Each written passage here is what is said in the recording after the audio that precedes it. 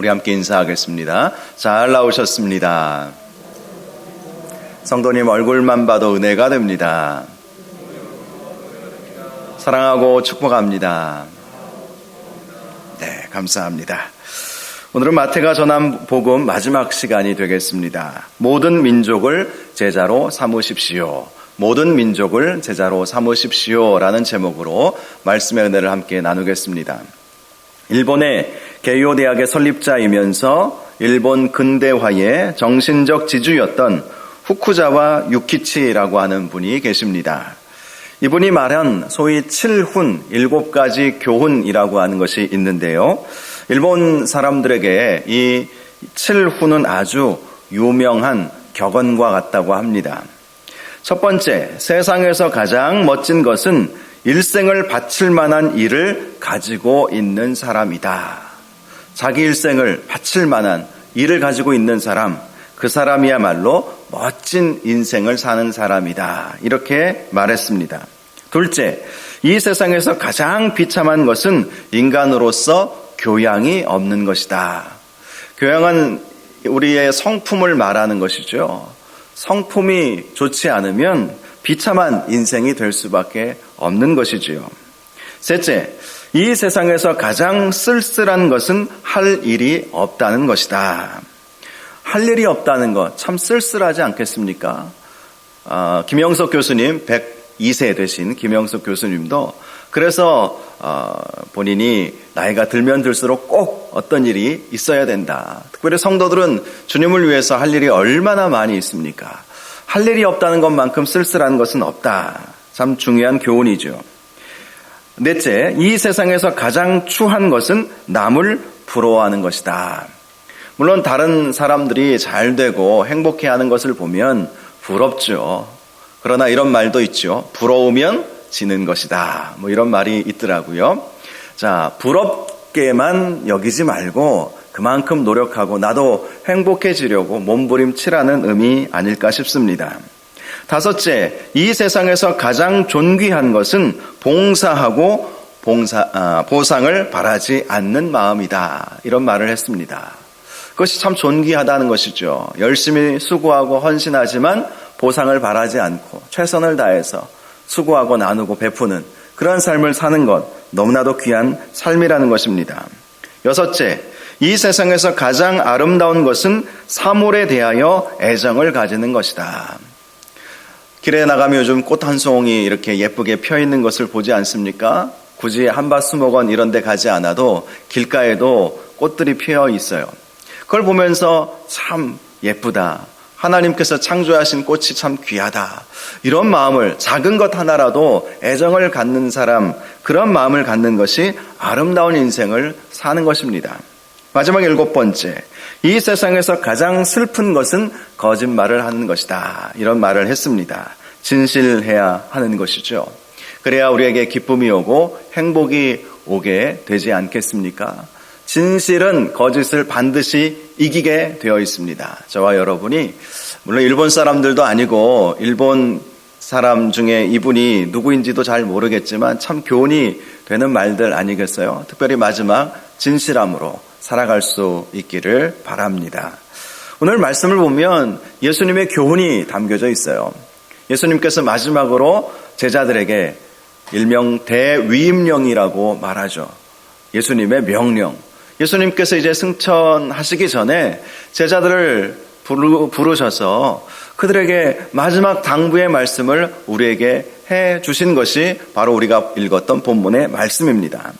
16절을 보니까 11제자가 갈릴리에 가서 예수께서 지시하신 산에 이르러라고 말씀하고 있습니다. 12명으로 시작되었던 예수님의 제자들, 그러나 이제는 한 명은 스스로 목매어 죽게 되는 아픔이 있었죠. 너무나도 안타까운 일이었습니다. 회개하고 얼마든지 돌이킬 수 있었지만 그가 스스로 뉘우치기는 했지만 회개하지 않았다라고 성경은 우리에게 말씀해주고 있습니다. 결국 12명으로 시작했던 예수님의 제자 공동체는 11명이 되고 말았지만 그러나 특별히 12이라고 하는 숫자는 완전수 개념이죠.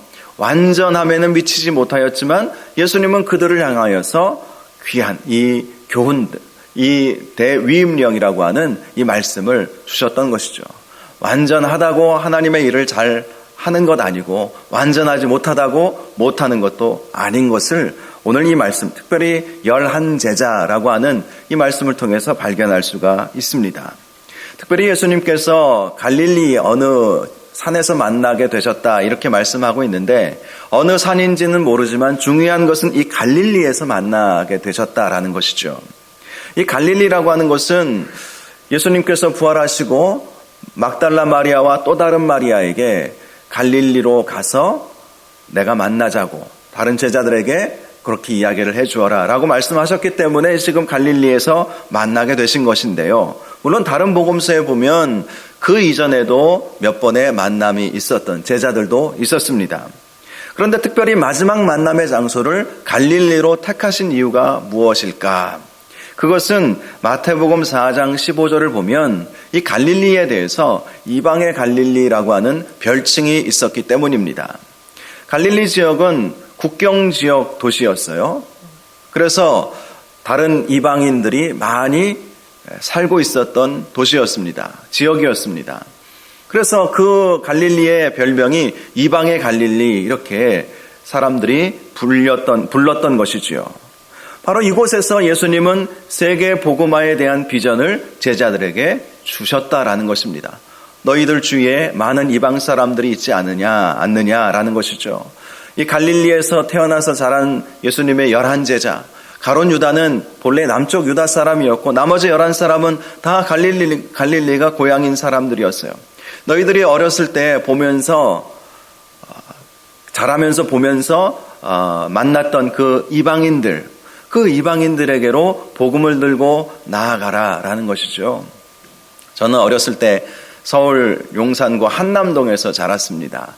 한남동에 가까이에 그 미군 부대가 있었거든요. 용산 미군 부대. 지금은 다 철수하고 평택으로 간 것으로 알고 있는데요. 그리고 이게 미군의 자녀들. 그래서 외인 아파트라고 옛날에는 불렀어요. 지금은 뭐 외국인 아파트, 외국인 주택 이렇게 부르는 것 같은데 예전에는 우리들끼리 외인 아파트 그렇게 불렀거든요. 저희 동네에 참 외국인들이 많이 있었습니다. 미국 아이들, 흑인 아이들 가끔 놀기도 하고 싸우기도 하고 그렇게 했었는데요. 이 갈릴리 출신이었던 이 제자들에게 있어서 외국인들, 이방인들은 늘 보고 지냈던 그런 사람들이었던 것이죠. 그래서 예수님이 이 갈릴리라고 하는 곳에서 세계 선교를 향한 세계를 품고 모든 민족을 제자로 삼으라고 하는 이 비전을 주셨다라는 것은 아주 의미가 있는 일인 것이죠.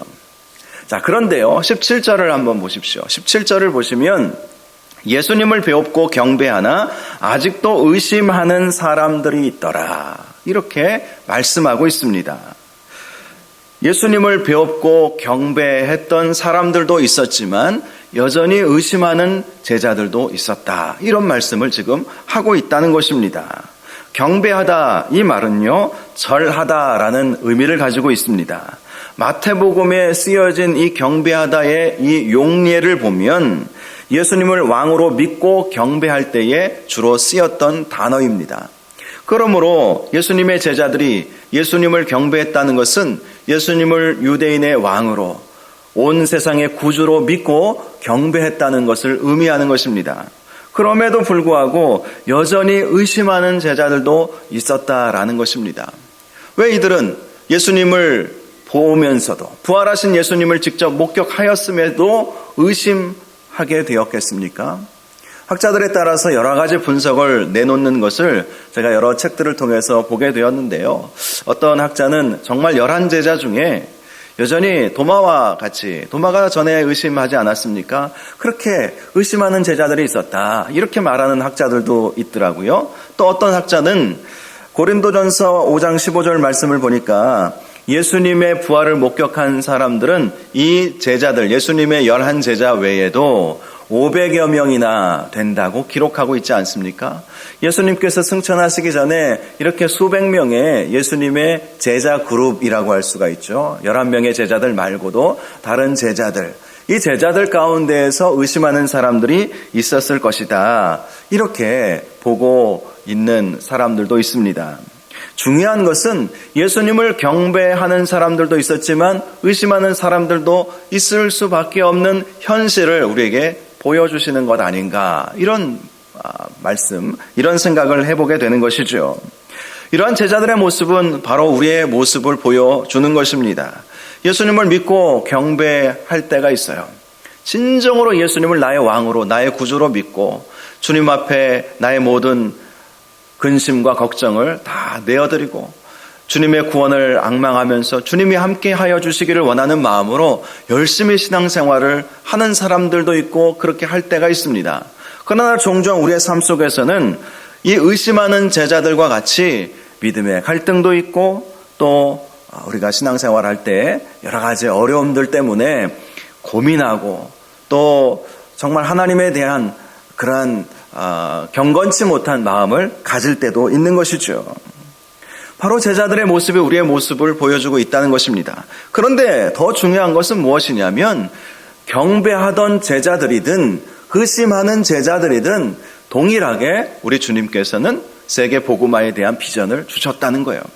완전한 믿음을 가지고 주님께 경배했던 사람들은 그 명령을 받들어서 순종할 수 있었겠지만 그럼에도 불구하고 의심하는 제자들에게도 이 명령을 주심으로 주님은 너희들이 이 명령을 붙잡아서 의심하든 의심하지 않든 믿음이 완전하든 완전하지 않든, 사실 믿음의 완전함이라고 하는 것은 우리 스스로 만들어낼 수는 없는 것 아니겠습니까? 성령께서 주셔야 하는 거예요.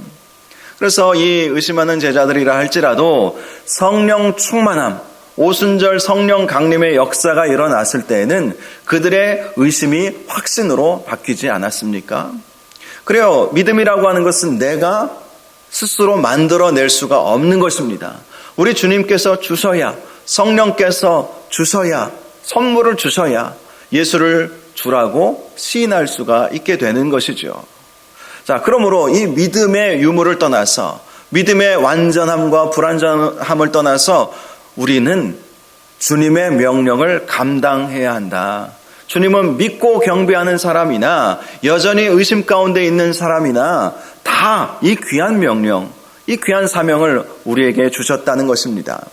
제가 확신하는 것은 여전히 마음 가운데 갈등이 있고 의심하는 마음이 있어도 주님께서 주신 명령, 우리의 삶 속에서 실천하고 그 명령을 수행하다 보면 바로 의심이 확신으로 바뀌게 된다는 사실입니다. 이 사실을 믿고 설령 조금 의심하는 마음이 있어도, 믿음의 여러 가지 갈등이 있어도 주님께서 주신 명령이라면 순종하시기를 주님의 이름으로 축복합니다. 그럴 때 믿음이 성장하는 거예요. 어느 누가 완벽한 믿음을 가지고 주님의 일을 하는 사람이 누가 있겠습니까? 목사라고 완벽한 믿음을 갖겠습니까? 저는 종종 우리 장로님들, 우리 권사님들 참 믿음 좋구나, 나보다 믿음 좋구나 라고 느낄 때가 참 많아요. 여러분 저를 보면서 그렇게 느끼실 수도 있겠고 또 서로가 서로를 보면서 그렇게 느끼실 거예요. 왜냐하면 부족함을 우리 스스로 다 알고 느끼기 때문에 그런 것이죠. 그러나 믿음이 부족하고 믿음이 연약하다 할지라도 주님의 명령을 수행하고자 몸부림친다면 반드시 믿음의 사람으로 주님의 뜻을 이루어내는 사람으로 쓰임받게 된다는 사실을 꼭 기억하시기를 주님의 이름으로 축복합니다. 자, 18절을 보니까 이제 예수님이 말씀하십니다. 예수께서 나와 말씀하여 이르시되 하늘과 땅의 모든 권세를 내게 주셨으니. 주님께 이 권세를 주신 분이 누구이시겠습니까? 우리 하나님 아버지시죠. 하나님께서 예수님에게 모든 권세를 이제 위임하신 거예요. 그래서 우리가 예수 믿어야만 구원받을 수 있게 되는 것입니다.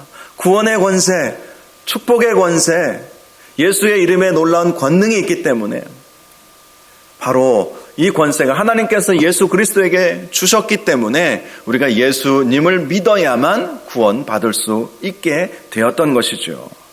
자, 이제 예수님의 제자들에게 이 말씀을 하십니다. 그러므로 너희는 가서 모든 민족을 제자로 삼아 아버지와 아들과 성령의 이름으로 세례를 베풀고 내가 너희에게 분부한 모든 것을 가르쳐 지키게 하라. 예수님의 마지막 유언과도 같은 명령이지요. 우리가 어떤 사람의 마지막 말은 굉장히 자기 마음을 담아서 정말 하고 싶은 말, 꼭 해야 할 말, 이것을 남기지 않습니까?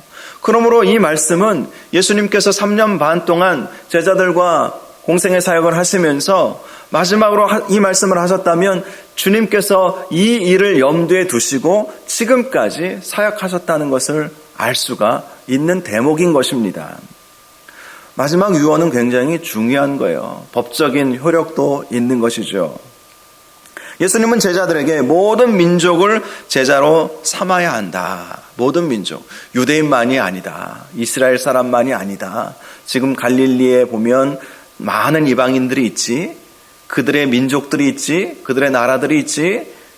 그들의 출신 지역들이 있지. 거기까지 다 예수님의 제자로 삼아야 한다. 나의 제자로 삼아야 한다. 이 비전을 주셨다라는 것입니다.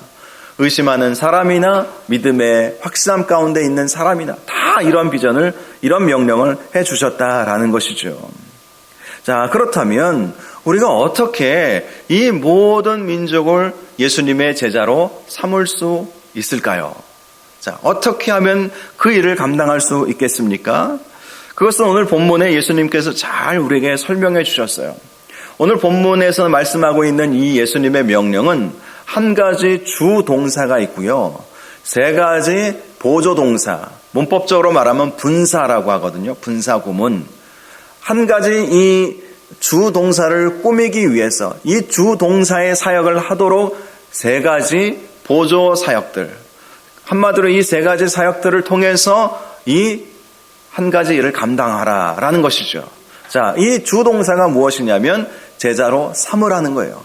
제자로 삼으라. 예수님의 제자로 삼으라라는 것이죠. 이것이 주동사예요. 너희는 가서 모든 민족을 예수님의 제자로 삼아라. 이렇게 말씀을 하시는 것입니다. 그러면서 이 예수님의 제자 삼는 사역을 위해서 세 가지 일을 해야 하는데 첫 번째, 너희는 가서 제자 삼으라. 그리고 아버지와 아들과 성령의 이름으로 세례를 베풀면서 제자 삼아라. 이 말씀인 거예요. 세 번째, 내가 너희에게 분부한 모든 것을 가르쳐 지키게 하면서 제자 삼아라. 이 말씀을 하시는 것이죠. 제자 삼는 사역, 모든 민족을 제자 삼는 사역. 특별히 예수님께서 모든 나라라고 말씀하지 아니하시고 모든 민족이라고 하신 말씀을 주목해 볼 필요가 있습니다. 예수님은 이전에 이런 말씀을 하셨죠. 천국 복음이 모든 민족에게 증언되기 위하여 온 세상에 전파되리니 그제야 끝이 오리라. 예수님은 주님이 다시 오실 재림의 때를 모든 민족이 천국 복음을 들을 때에 다시 오시겠다고 약속해 주셨어요. 그래서 제자들에게 나라라는 말보다는 민족이라고 말씀을 하셨던 것이죠. 우리나라는 단일 민족 국가라 이 민족의 개념이 민족과 나라는 같은 것으로 기본적으로 생각을 하지만 세계 다른 나라들은 거의 그렇지 않습니다. 단일 민족 국가를 형성하고 있는 나라는 많지 않아요. 대부분 여러 민족이 함께 한 나라를 이루고 있죠. 중국만 해도 한족만이 이루어진 나라가 아니라 수십 개의 더 깊이 쪼개서 들어가 보면 수백 개의 민족들이 함께 나라를 구성하고 있습니다. 인도는요, 수천 개의 민족이 있대요. 수천 개의 민족. 그래서 서로 인도 사람들이라 할지라도 서로 말을 모르는 거예요. 인도의 공용어가 기본적으로 5개가 있답니다. 영어, 그리고 힌디어, 그리고 타밀어, 저도 잘 모르겠어요. 공식 언어를 그렇게 둘 수밖에 없다면 그만큼 다양한 인종들, 다양한 민족들이 함께 살고 있는 것이죠. 주님이 그걸 다 아시는 것이죠. 당시 로마 제국도 한 나라이지만 수많은 민족으로 구성이 되어져 있지 않습니까? 그래서 나라를 제자 삼아라라고 말씀하신 것이 아니라 민족을 제자 삼아라.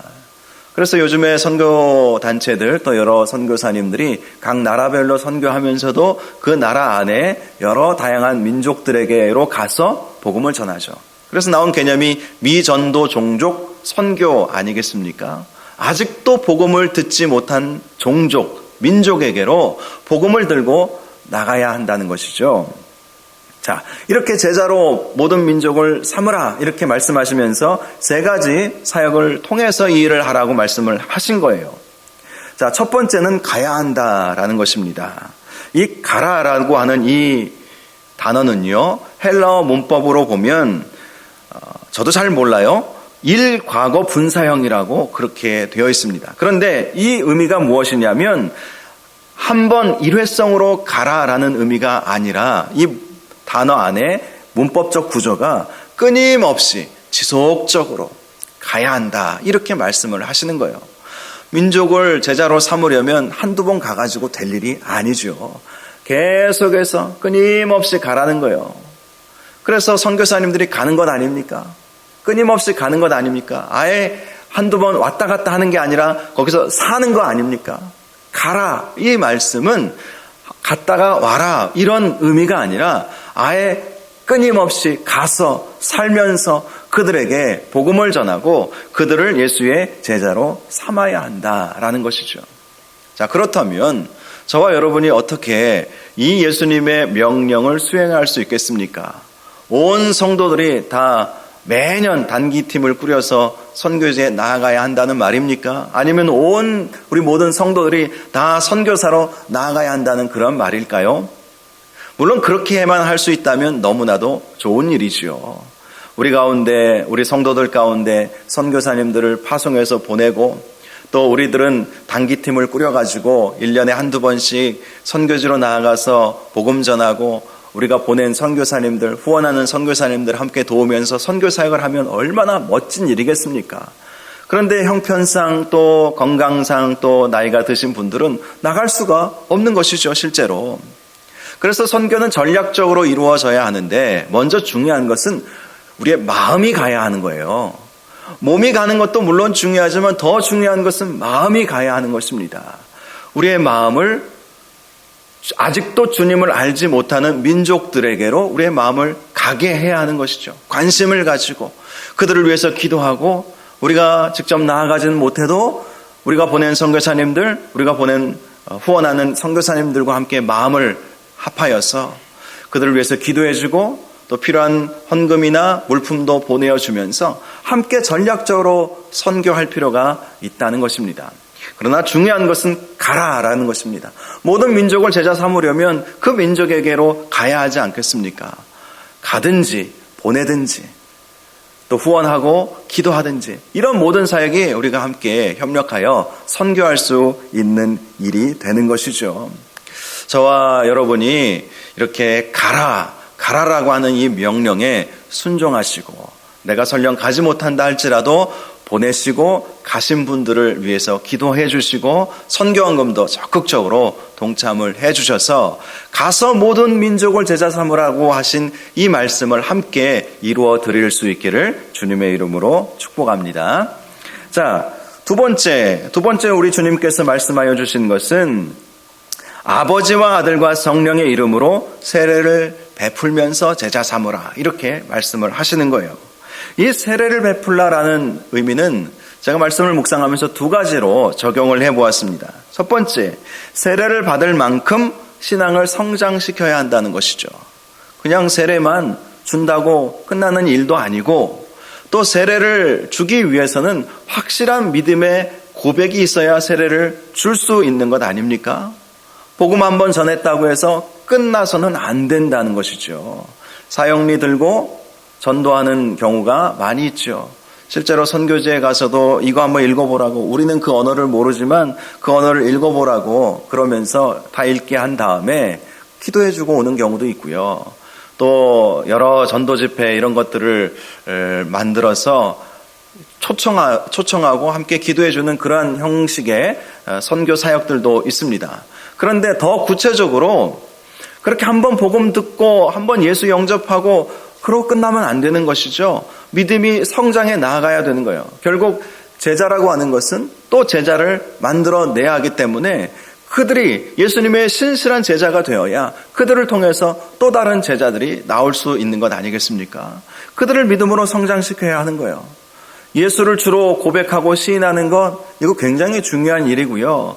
오늘날에는 특별히 우리나라는 예수님을 주로 고백하고 시인하는 것 어렵지 않습니다. 적어도 다른 선교지에 있는 나라들에 비하면 너무나도 쉽지요. 어떤 나라는 예수를 주로 고백하는 것이 집안을 배반하는 것이고 민족을 배반하는 것이고 죽음을 각오하는 일일 수도 있어요. 당시 예수님의 이 제자들, 예수님 시대에도 마찬가지였죠.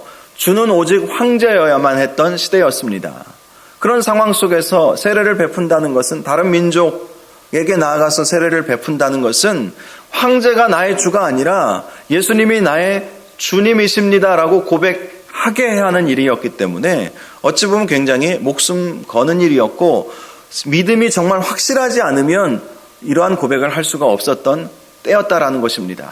그러므로 세례를 주라, 이 의미는 단지 물에서 세례를 베풀고 마는 것이 아니라 그들이 진정한 신앙 고백을 할 수 있도록 그만큼 믿음의 성장을 이루도록 해주어야 한다는 것이죠. 두 번째로요, 이 세례를 베풀라는 것은 교회를 세우고 그들을 교회 공동체의 일원이 되게 해주어야 한다는 의미를 담고 있습니다. 왜냐하면 세례를 베푼다는 것은요, 교회의 회원, 교회의 일원이 되게 하는 의식이었기 때문인 것이죠. 세례를 베푼다는 것은 이제는 교회 공동체에 소속된 사람으로, 성도로 내가 살겠습니다. 바로 이런 의미죠. 우리 교회도 세례를 베풀면 공식 우리 교회의 회원이 되는 것 아닙니까? 그래서 공동의회에 들어오실 자격이 주어지는 것이죠. 이것이 정치 제도인 것이죠. 자, 특별히 세례를 베풀라, 그러므로 교회 일원이 되게 하라라는 것은요, 교회를 세우라는 의미를 함께 포함하고 있습니다. 교회를 세워라. 그래서 교회를 통해서 세례를 주어야 한다. 그리고 교회를 통해서 믿음이 성장해 나아가도록 인도해 주어야 한다. 씨가 좋은 밭에 뿌려져야 하지 않습니까? 길가에 뿌려지면 새가 쪼아먹고 사람들이 밟아버릴 뿐이지요. 그러나 좋은 밭에 뿌려지면 그 씨가 뿌리를 깊이 내리고 또 자라서 열매를 많이 맺지 않습니까? 교회가 바로 그런 곳이라는 것입니다. 교회를 세워야 세례를 줄 수 있고 교회의 회원이 될 수 있게 하고, 교회는 그리스도의 비밀이라고 성경에 말씀하고 있어요. 예수 그리스도의 비밀, 예수 그리스도의 몸이 바로 교회이기 때문에 건강한 교회를 세우고 그 교회를 통해서 세례를 베풀고 그렇게 믿음이 성장해 나아가도록 해주어야 한다라는 것이 이 세례를 베풀라라는 명령에 담겨져 있는 의미인 것입니다. 그렇다면 모든 민족을 우리가 제자로 삼기 위해서, 세례를 베풀기 위해서, 교회를 세우려면 우리가 건강한 교회가 되어야 하는 것이죠. 결국 건강한 교회가 건강한 교회를 세울 수 있기 때문인 것입니다. 여러분은 우리 교회가 건강한 교회가 되기를 원하십니까? 저는 정말 우리 교회가 양적으로 성장하는 교회가 되기를 원하지 않습니다. 건강한 교회, 질적으로 성장한 교회가 되기를 원합니다. 그러면 하나님께서 양적으로도 성장시켜 주실 줄로 믿습니다. 순서가 중요한 거예요. 건강한 교회가 되어야 되는 거예요. 그리고 건강한 교회가 되려면 성도들이 건강한 교인이 되어야 하는 수밖에 없습니다. 교회의 구성은 누구를 통해서 구성이 됩니까? 성도들이 교회의 가장 중요한 구성 멤버들 아니겠습니까? 그래서 우리가 건강해야 교회가 건강해지는 것이고, 건강한 교회가 모든 민족에게 나아가서 건강한 교회를 세우고 세례를 베풀고 그들이 예수님의 신실한 제자가 될 수 있도록 해주는 것입니다. 그래서 저와 여러분이 교회를 위해서 기도할 때 정말 우리 교회가 건강한 교회가 될 수 있도록 하나님 인도하여 주시옵소서. 그렇게 기도하면서 하나님, 내가 건강한 교인 되게 하옵소서. 내가 정말 하나님 신실하게 잘 믿는 제자가 되게 하옵소서.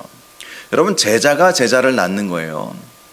예수님은 이제 승천하시고 이 세상에는 안 계십니다. 물론 우리와 함께 하시겠다고 약속하셨고 하늘 보좌 우편에 계시고 성령으로 우리와 함께 하시지만, 하나님의 일은 사람을 통해서 이루어 가시게 되는 것인데요.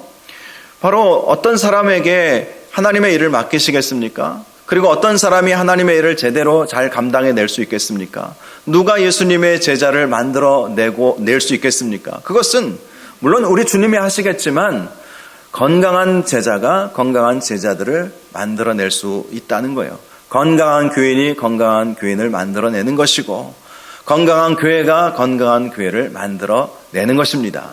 그래서 세례를 베풀라라는 이 명령 앞에서 우리는 먼저 우리가 건강한 교인 되고 건강한 교회가 되어서 아직도 교회가 세워지지 않은 곳에 우리 교회 성도들이 함께 기도하고 힘을 합쳐서 우리가 보내고 협력한 선교사님들을 도와서 여러 교회들을 세워나갈 수 있도록 인도하여 달라고 함께 기도한다면 주님께서 마지막 우리에게 주신 이 명령을 감당하게 되는 것입니다. 세 번째로 모든 민족을 제자로 삼기 위해서 예수님께서 말씀하신 것은 내가 너희에게 분부한 모든 것을 가르쳐 지키게 하라. 가르치라는 것과 지키게 하라는 것을 함께 말씀하고 있습니다. 가르침만으로 끝나는 것이 아니라 가르쳐 지키게 하라. 한마디로 말씀을 적용하고 말씀대로 살 수 있도록 만들어라. 이렇게 말씀하시는 것이죠. 이것을 적용한 프로그램이 제자훈련 프로그램이죠. 제자훈련은 성경 공부 시간이 아닙니다. 제자훈련을 통해서 삶의 훈련을 받는 것이죠. 들은 말씀이 내 삶 속에서 나타내도록 훈련받는 거예요. 물론 3년 동안 제자훈련 받았다고 진짜 예수님의 제자가 완벽하게 되는 것은 결코 아닙니다. 예수님도 예수님의 제자들을 3년 동안 훈련시키셨지만 다 거기서 거기였고 배반자도 나오고 또 예수님을 저주하고 부인하는 사람들도 나오고 사실 다 예수님 십자가 달려 돌아가실 때 도망가 버리지 않았습니까? 그러므로 제자훈련이 예수님도 완벽하게 하시지도 못하셨어요. 또 우리도 2년 3년 제자훈련 받는다고 완벽한 제자가 되는 것은 결코 아니지만 그러나 말씀을 가르쳐 지키게 하라. 이 말씀은 너무나도 의미가 있는 말씀입니다. 어떤 방법을 동원해서라도 말씀을 듣고 거기서 멈추는 것이 아니라 그 말씀을 듣고 그 말씀에 순종할 수 있도록 인도해 주어야 하는 것이죠. 그래서 예수님은 제자훈련을 시키셨던 것이고 그러나 이 제자훈련의 완성은 저는 이렇게 믿습니다. 성령 받는 것. 오순절 성령 강림의 역사가 일어났을 때에 오합지졸과 또 같았던 이 예수님의 제자들이 목숨 걸고 복음을 위해서 세계로 나아가지 않았습니까? 이 성령 충만 받는 것이 너무나도 중요한 거예요. 그래서 저는 늘 기도할 때마다 주여 저에게 성령 충만함을 부어주시옵소서. 우리 교회 모든 성도님들에게 성령 충만함을 부어주시옵소서. 성령 충만함이 있어야 주님의 귀한 명령에 순종할 수 있기 때문인 것입니다.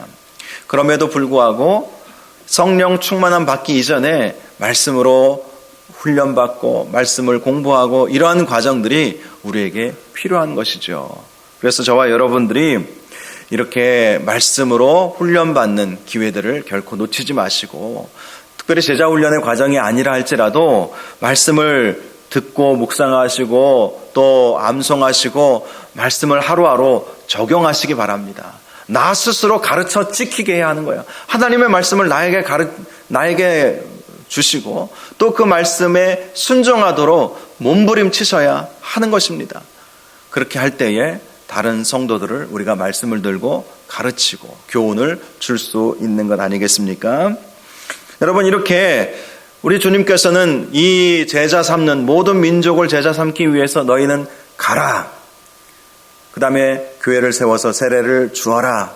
그리고 내가 너에게 분부한 모든 것을 가르쳐 지키게 하라. 그렇게 하면서 모든 민족을 제자로 삼으라고 말씀해 주셨습니다.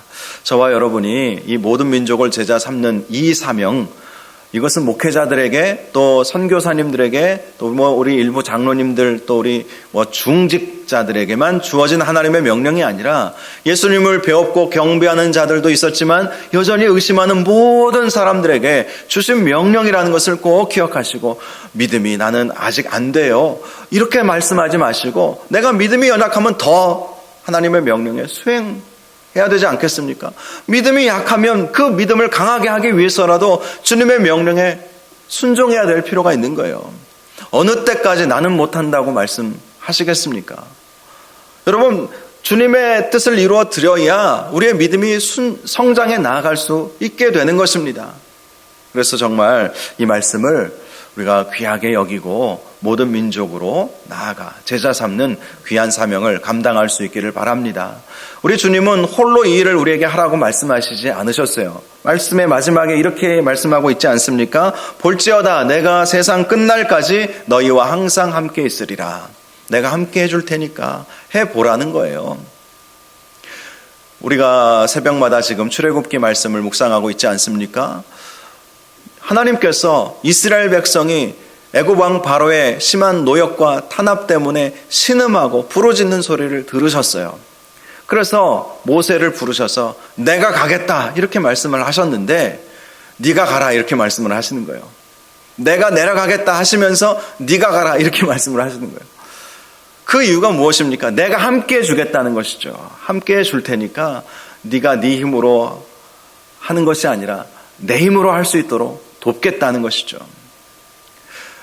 바로 이 말씀도 바로 그것입니다. 내가 함께 할 테니까 걱정하지 말고 믿음으로 순종함으로 나아가면 이 놀라운 역사는 너를 통해서 이루어지게 될 것이다 라는 것 아니겠습니까? 지난 금요일에 말씀드렸던 윌리엄 캐리 선교사님, 이 선교사님은 참 귀한 선교사님이십니다. 이분은 원래 구두 수선공 출신이었는데요. 구두 수선을 하면서 세계를 향한 비전을 품게 되었어요. 어떻게 그러한 비전을 품게 되었는지는 모르겠지만 기도하면서 성령의 충만함을 받았겠지요. 구두를 수선하면서 그는 자기 작업실에다가 당시의 세계 지도를 붙여놓고 세계 곳곳을 보면서 기도하기 시작했다고 합니다. 그에게는 꿈이 있었어요. 그가 남긴 3가지 좌우명이 있었습니다.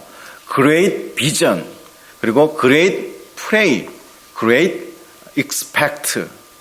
한마디로 큰 꿈을 가져라, 큰 기도를 하라, 큰 기대를 하라. 이렇게 그가 좌우명을, 인생의 좌우명을 삼고 세계를 향한 비전을 품게 되었다는 거예요. 큰 꿈을 이루기 위해서는 큰 기도를 해야 됩니다.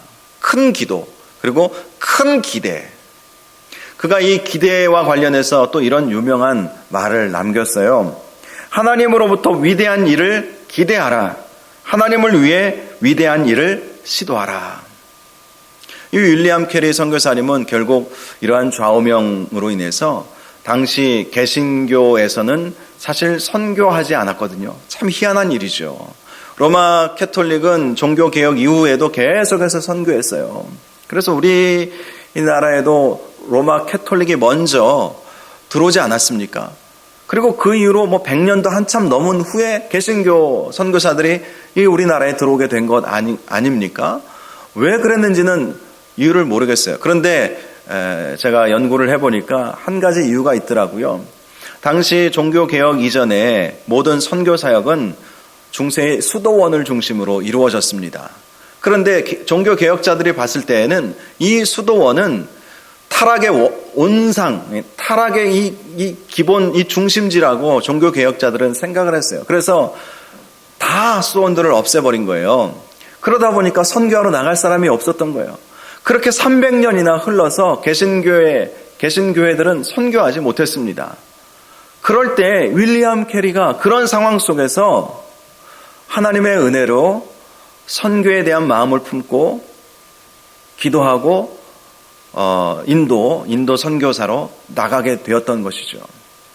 그래서 윌리엄 캐리 선교사님을 선교의 아버지라고 그렇게 부릅니다. 구두수선공이었고 보잘것없는 배움의 이 지식도 짧은 분이었어요. 그러나 세계를 향한 비전을 품고 이 하나님 말씀, 마태복음 28장 마지막에 나와 있는 이 말씀, 너희는 가서 모든 민족을 제자로 삼고 아버지와 아들과 성령의 이름으로 세례를 베풀고 내가 너희에게 분부한 모든 것을 가르쳐 지키게 하라.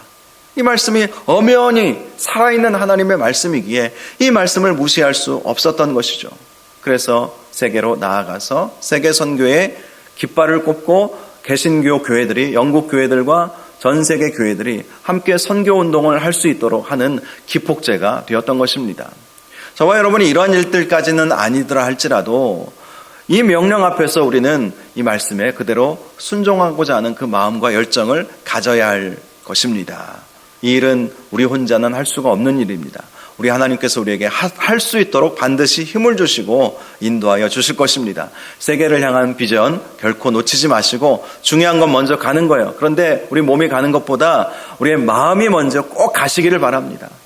선교를 향한 마음, 또 선교사님들을 더 위해서 기도하고 후원해 드려야 되겠다는 그 마음, 우리 교회가 선교 중심의 교회가 되어야 되겠다는 그 마음을 가지고 선교지로 먼저 나아가셔서 이 주님의 마지막 명령, 유언과도 같은 이 명령을 잘 감당하는 저와 여러분들 다 되시기를 주님의 이름으로 축원합니다. 이 시간 우리 함께 찬양 같이 부르겠습니다. 부를 찬양은 하나님 아버지의 마음이라는 찬양입니다. 아버지 당신의 마음이 있는 곳에 나의 마음이 있기를 원합니다. 선교를 향한 모든 민족을 제자 삼기 원하시는 아버지의 마음으로 함께 이 찬양 같이 부르도록 하겠습니다.